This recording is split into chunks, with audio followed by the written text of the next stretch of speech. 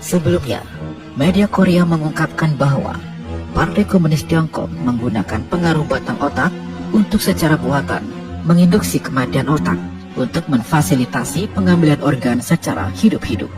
Baru-baru ini, seorang mantan pejabat pemerintah AS mengungkapkan bahwa Partai Komunis Tiongkok menggunakan mesin jantung dan paru-paru buatan untuk pengambilan organ secara hidup-hidup untuk membantu mengambil semua organ dari orang tersebut dan dengan demikian memaksimalkan keuntungan. Nilai tahunan industri ini setidaknya 10 miliar dolar.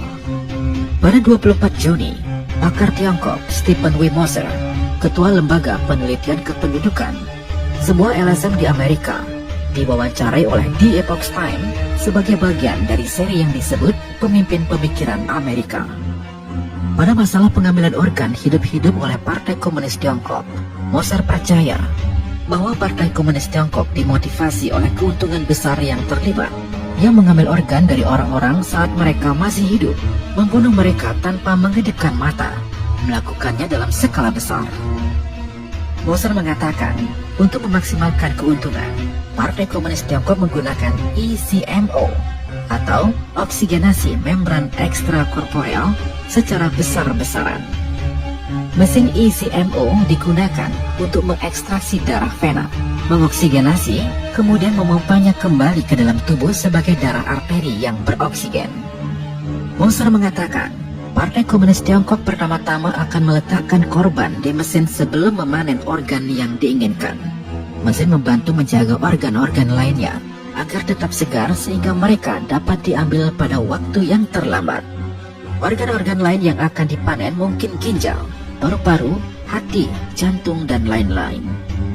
Sebelum teknologi ini diperkenalkan, biasanya hanya satu organ yang dapat dipanen dengan sukses, karena beberapa menit kemudian, sel-sel akan mulai mati, dan organ-organ lainnya tidak lagi dapat digunakan.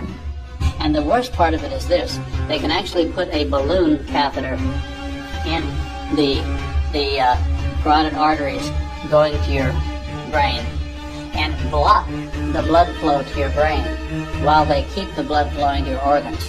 So they kill the brain at the same time that they keep blood flowing to the organs and can harvest them one by one.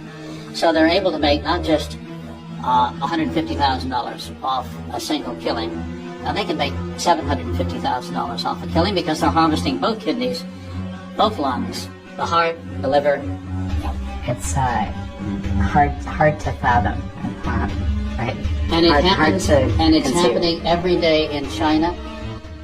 Moser berkata, Partai Komunis Tiongkok sama sekali tidak menganggap manusia sebagai individu, melainkan merujuk pada mereka sebagai massa.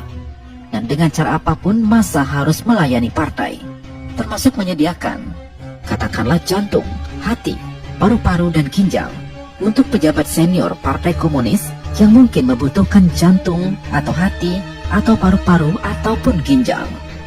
Moser percaya bahwa di Tiongkok, tujuan asli transplantasi organ adalah untuk memperpanjang umur para pemimpin Partai Komunis Tiongkok dengan mengganti organ-organ tua mereka dengan yang baru dan muda. Bagaimanapun, mereka memiliki kontrol mutlak atas semua sumber daya di Tiongkok, termasuk semua orang Tionghoa.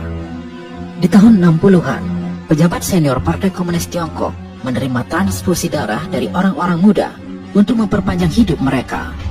Dan itu berhasil.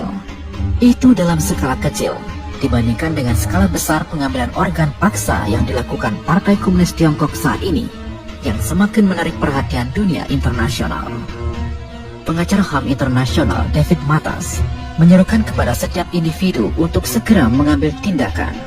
Pelanggaran HAM adalah noda yang menyebar, kecuali kita menghentikan mereka sebelum kita menjadi korbannya. Jika kita terus menunggu, itu sudah terlambat.